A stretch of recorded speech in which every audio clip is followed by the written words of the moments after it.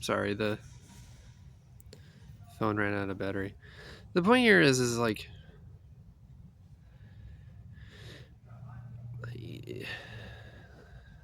I don't understand like why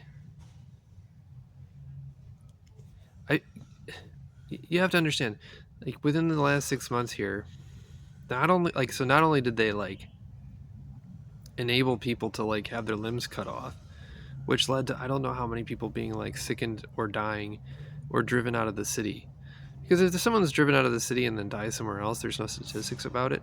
And if someone just has their limbs cut off for reasons that, like, they gave out baby cream rather than athlete's foot, and they knew what the problem was, right? Because they run other shelters where people here have like foot fungus problems. So this is like biological terrorism.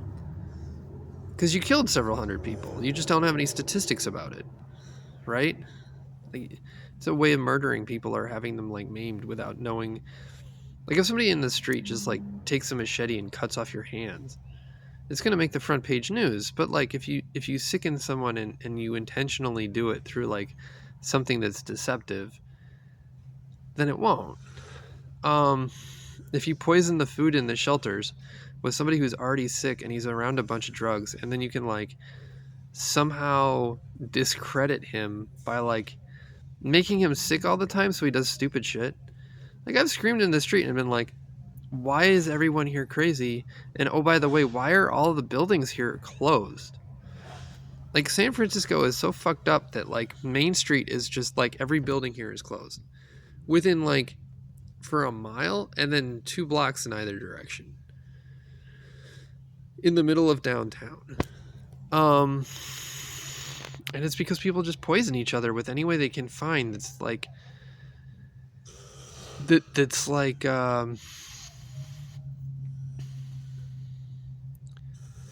for example, I'll have somebody who will poison me with a hypnotic drug. Then I'll walk to a bookstore and find a book that has my name on it that talks about something that I was doing before, but by a guy who's smarter than me and more on the ball. He knows more of what he's doing.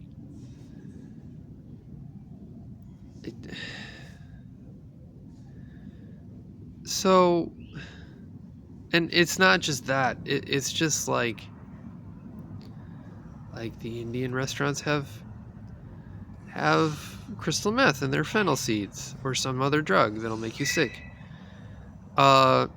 The banks will poison their pens so it fucks up your hands because they got tired of people stealing the pens, and they hate the poor because they fuck with the camera systems, and then the camera systems fuck with other people's lives because they're hooked up to AI networks.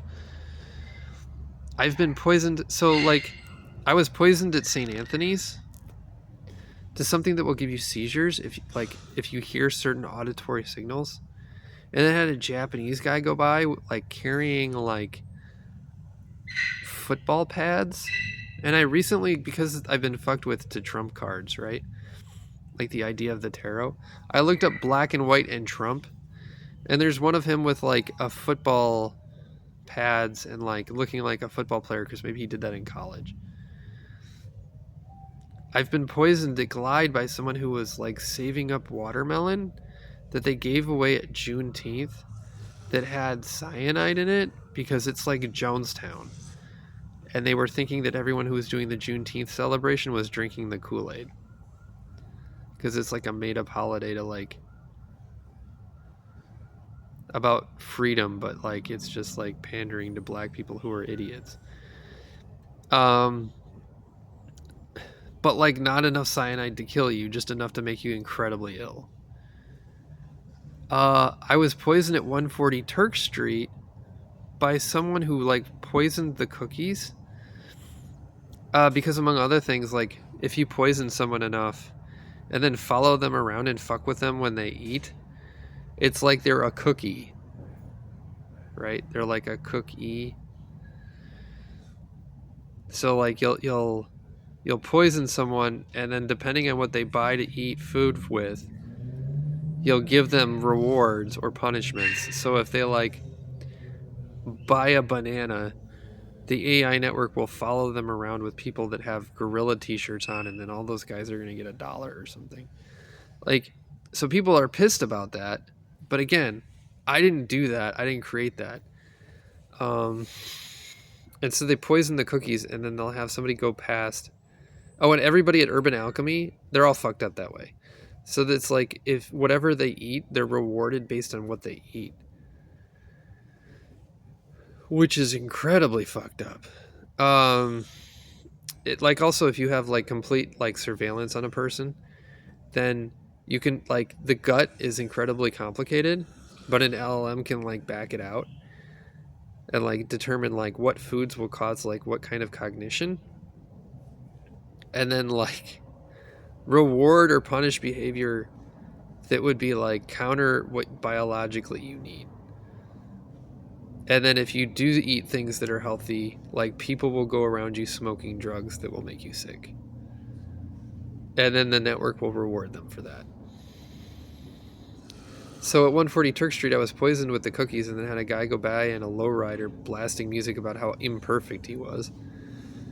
I was given Chagall at Open Hands. At MSC South, they gave us peanut butter and jelly sandwiches, which were made by hand by children, which half of them were poisonous. And you didn't know if you should have the red and white papered ones or the white papered ones. But the coffee, if you drank it, would make your eyes like, it would make like white flash in front of your eyes, and then anything you looked at would like dazzle your eyes. And then people would go by in like cars outside the window that would be as waxed as possible, so anyone drinking the coffee, if they left the hostel, would start going blind. They would give out different colored rubber, like at the same place. They would give out different colored wristbands depending on what food you ate. And then like they give they give you a wristband. Like, you're gonna go to get dinner, right? Dinner's downstairs. It's a 2-story building. Upstairs is all the beds. The first floor has like a sitting area, and then downstairs is the cafeteria. So to go to get dinner, they would give you a wristband. Then you would go and get dinner. Like, and then they'd collect the wristbands. You think, okay, that's cool. It's just to make sure that no one eats too much because it's free food. The wristbands would be different colors, and then, like, depending on what color wristband you had, maybe everything that was red food that day would poison you. And then, like, if you ate the green food or the purple food, it would be like the antidote. But you'd have to eat all of it, and if you just selected one kind of food to eat, then it would be poisonous. So what I did is I started collecting the foods in vials of like empty medicine containers, and then like taking it to the Tenderloin police station, and when they didn't do anything, I just dumped the food on the street, on the ground in front of their station. It's like, well, if the rats die around your fucking police station, then you know that the food there is poisonous. So, like, this is everywhere.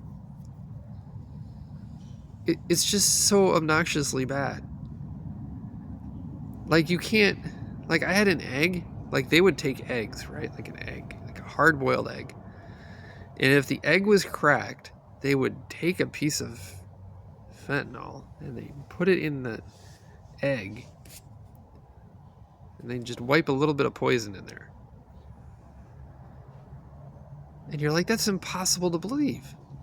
So yeah, but I don't do any drugs and I eat an egg and I'm walking down the city and I'm starting to trip. Because I was like, I would like selectively save the food and then eat it slowly over the course of several hours to determine like which food was poisonous.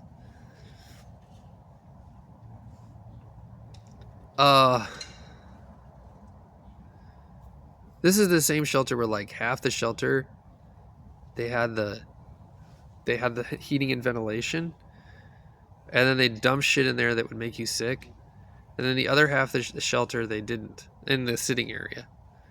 And then like, look at this shit.